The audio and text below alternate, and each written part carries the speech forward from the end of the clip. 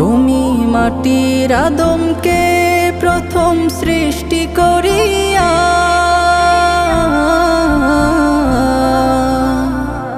তুমি মাটির আদমকে প্রথম সৃষ্টি করিয়া ঘোষণা করিয়া দিলে শ্রেষ্ঠ বলিয়া, তাই নূরের ফেরেশতা করে আদমকে সিজদা, তাই নূরের ফেরেশতা করে আদমকে সিজদা।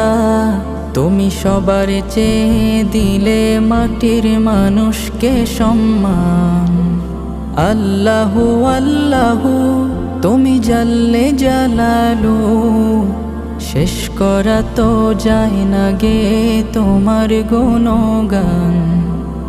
আল্লাহু আল্লাহু